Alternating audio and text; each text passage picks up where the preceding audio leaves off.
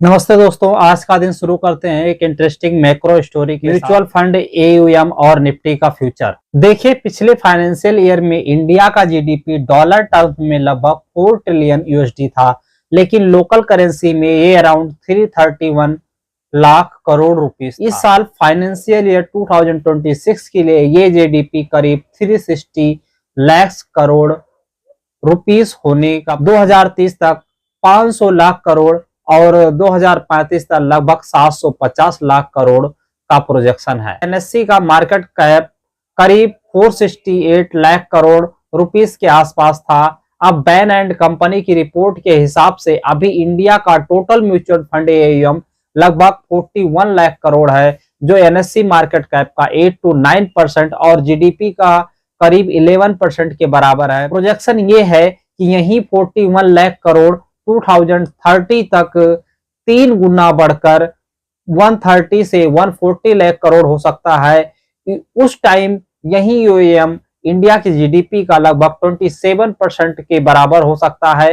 2035 तक फिर से लगभग 3 गुना बढ़कर करीब 320 लाख करोड़ हो सकता है, जो जीडीपी के अराउंड 43% हो जाएगा। आज भी एफआईआई सेलिंग के बावजूद एसआईपी के through DII Indian stock aggressively खरीद रहे हैं। अगर फ्यूचर में म्यूचुअल फंड के पास जीडीपी के 43% के बराबर पैसा होगा तो इक्विटी फ्लो कितना स्ट्रांग हो सकता है। इसी लॉजिक से अगर ये ट्रेंड चलता रहा तो निफ्टी का सीएजीआर लगभग 12% के आसपास रह सकता है, जिसे वो 2030 तक रफली डबल और 2035 तक फिर से डबल हो सकता है। लेकिन यही सिर्फ म्यूचुअल फंड एयूएम पर्सपेक्टिव से एक थ्योरेटिकल व्यू है।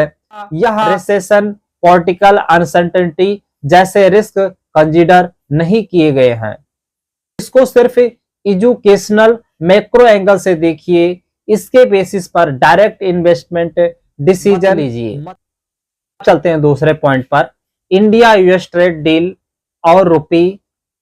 कल इंडिया के ट्रेड सेक्रेटरी ने बताया कि इंडिया और यूएस ट्रेड डील फाइनलाइज करने के लिए काफी करीब हैं, लेकिन कोई क्लियर टाइमलाइन नहीं है। वीकेंड पर इकोनॉमिक एडवाइजरी ने हिंट दिया था कि डील मार्च तक ही ये डिले मार्केट के लिए और इसी अनसर्टेनिटी की वजह से रुपी फर्दर वीकेंड होता हुआ कल यूएसडी आईएनआर करीब 91 रुपीस पर डॉलर तक पहुंच गया, जो सेंटीमेंट को हिट कर रहा है।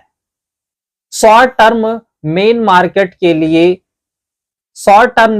मार्केट के लिए सबसे इंपॉर्टेंट ट्रिगर रुपीस स्टेबलाइजेशन हो सकता है। इसलिए मेन टेकअवे यही है, मार्च तक ट्रेड डील का एक्सपेक्टेशन नहीं और तब तक रुपी का बिहेवियर ही मार्केट को ड्राइव करेगा।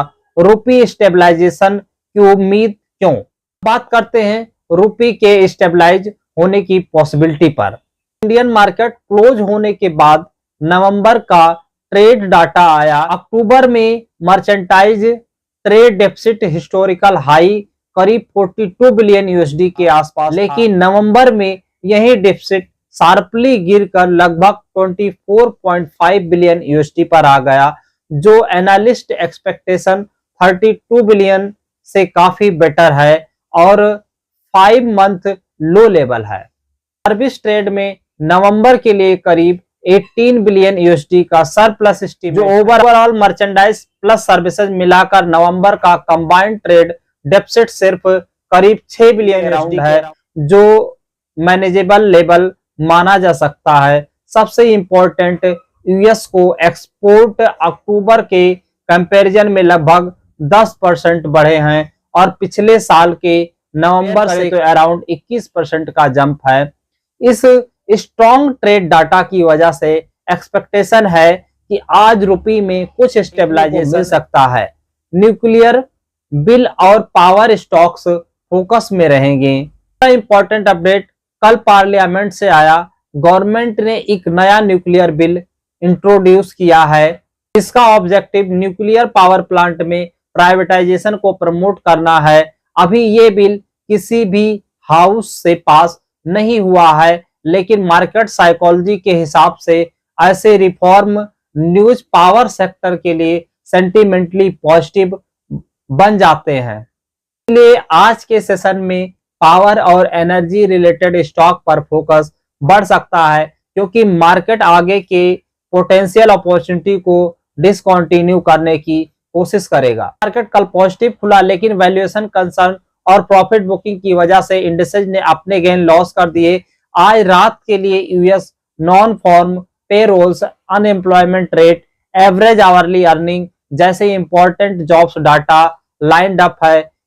इन डाटा रिलीज से पहले ट्रेडर ने रिस्क कम करने के लिए प्रॉफिट बुकिंग की है, जिसके चलते डाउ जोन्स लगभग 0.9%, S&P 500 के करीब 0.16% और नेस्डैक अराउंड 0.59% डाउन। विक्स भी 16 के नीचे से बढ़ करके करीब 16.5, जो थोड़ा एलिवेटेड वोलेटाइल इंडिकेट करता है। इस ग्लोबल मूड के साथ ही अर्ली मॉर्निंग गिफ्ट निफ्टी लगभग 26,085 के आसपास ट्रेड कर रहा था, के कंपैरिजन में 20 to 40 points mild gap down opening का सिग्नल दे रहा है। इंडियन एडीआर्स फ्लो और डेरिवेटिव पिक्चर। इंडियन एडीआर्स की बात करें तो ज्यादातर स्टॉक फ्लैट से mildly positive close. Banking names और वीआरओ पॉजिटिव रहे। इन्फोसिस रफली फ्लैट आर्बिट्रेज बेसिस पर। एचडीएफसी बैंक में करीब 1% का पॉजिटिव डिफरेंस। आईसीआईसी बैंक और उसके जीडीआर में अराउंड 0.5% का पॉजिटिव स्प्रेड दिखा रहा था। इसका मतलब यह है कि बैंकिंग स्पेस के लिए ओवर इन्फोसिस और विप्रो में कोई आया। आईटी साइड से नेचुरल सिग्नल ही मिल रहा है।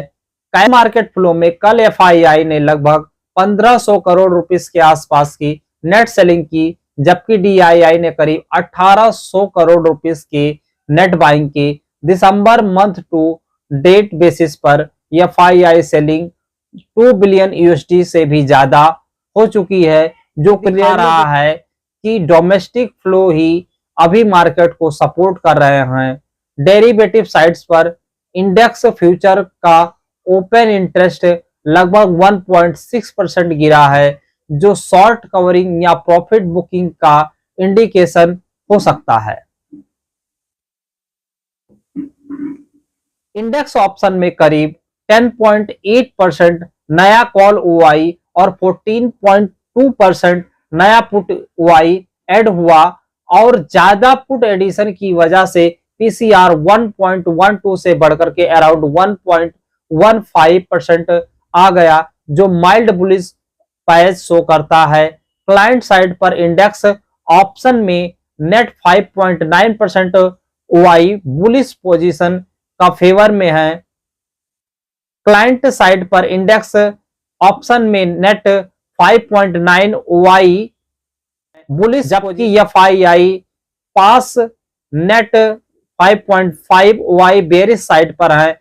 प्रॉपर्टी लगभग न्यूट्रल अराउंड 0.1% के करीब। इंडेक्स फ्यूचर में क्लाइंट और प्रॉप ट्रेडर के लॉन्ग पोजीशन रफली 69% और 53% के अराउंड हैं, जबकि एफआईआई के लगभग 89% पोजीशन शॉर्ट साइड है, जो उनका कॉशन स्टेंस दिखा रहा है। स्टॉक फ्यूचर ओआई डाटा में केफिन टेक्नोलॉजी, बीएससी, एलआईसी, भेल, जुबिलेंट फूडवर्क्स, कैपिटेक और वोडाफोन आइडिया जैसे नाम शॉर्ट बिल्डअप जोन में दिखा रहा है। ओआई इंक्रीज के साथ प्राइस नेगेटिव क्लोज हुआ। दूसरी तरफ ICICI Prudential Life Insurance, Siemens, Hindustan Unilever, HCL Tech, Ashok Leyland, Punjab PNB जैसे स्टॉक में लॉन्ग बिल्डअप है। ओआई इंक्रीज के साथ प्राइस पॉजिटिव हुआ है। आज की इंपॉर्टेंट मैक्रोज और इवेंट है। अब के इंट्राडे कैलेंडर पर नजर डालते हैं। मॉर्निंग में 10:30 पर इंडिया का मैन्युफैक्चरिंग और सर्विस पीएम डाटा आएगा, आफ्टरनून में यूरोप, यूके, फ्रांस और जर्मनी का पीएम डाटा मार्केट को ग्लोबल क्यूज देगा। रात को यूएस के लिए नवंबर non farm payroll, unemployment rate cut और एवरेज रफली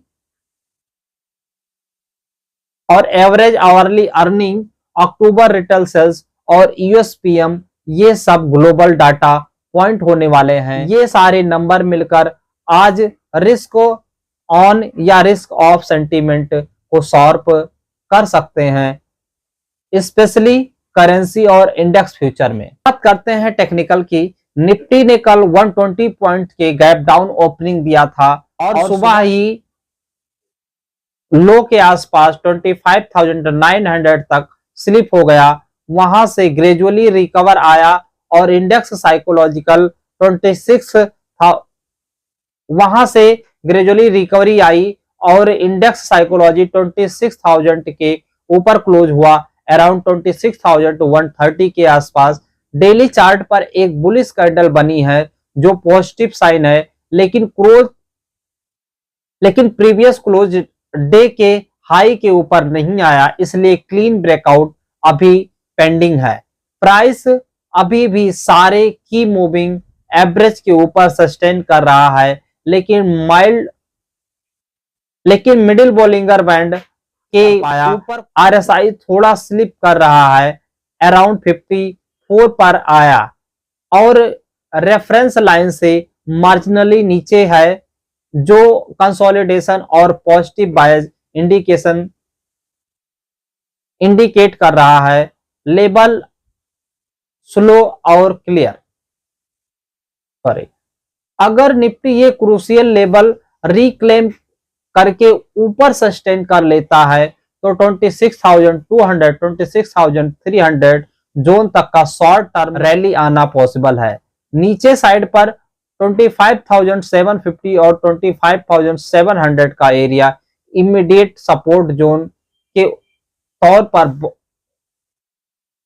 तौर पर एक्ट कर सकता है, जहां से डिप बाइंग अटेम्प्ट हो सकती है। बैंक निफ्टी डिप पे बाइंग इंटरेस्ट है, slightly bullish energy. Bank Nifty ने कल 340 पॉइंट्स गैप डाउन ओपन किया, लेकिन इंट्राडे पूरे सेशन में निफ्टी को आउट परफॉर्म किया। इंडेक्स ग्रेजुअली ऊपर चढ़ता हुआ इंडेक्स अराउंड 59,460 पर क्लोज हुआ। डेली चार्ट पर एक स्ट्रॉन्ग बुलिश कैंडल बनी है, जो क्लियरली लोअर लेवल पर बाइंग इंटरेस्ट दिखाती है।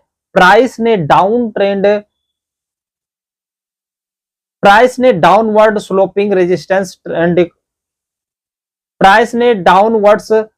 रेजिस्टेंस ट्रेंड लाइन को ऊपर क्लोज दिया, साथ ही सारे और बोलिंगर बैंड को मिडिल के ऊपर सस्टेन कर रहा है। ये सब टेक्निकली पॉजिटिव सिग्नल है। RSI around 59 although reference line के जस्ट नीचे, जो इंप्रूव मोमेंटम इंडिकेट। लेवल की बात करें तो डाउन साइड पर 58,800 से 58,900 और अप साइड पर 60,120 इमीडिएट रेजिस्टेंस बैंड के रूप में काम करेगा। ऑप्शन डाटा से मिलता ऑप्शन डाटा साइड पर मैक्सिमम कॉल ओआई 26,000 स्ट्राइक पर है, उसके बाद 26,200 26,500 स्ट्राइक पर साइजेबल पोजीशन है।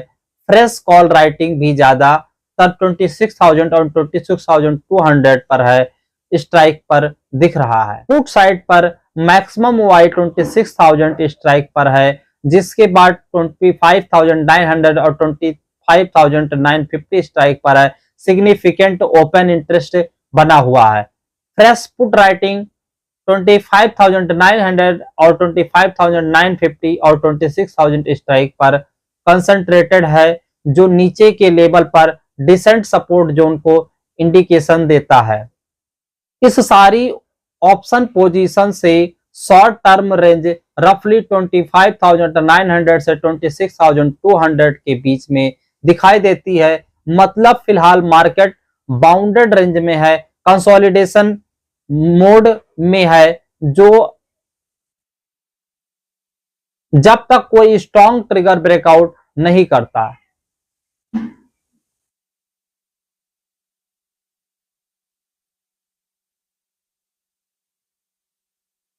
कनेक्टिंग।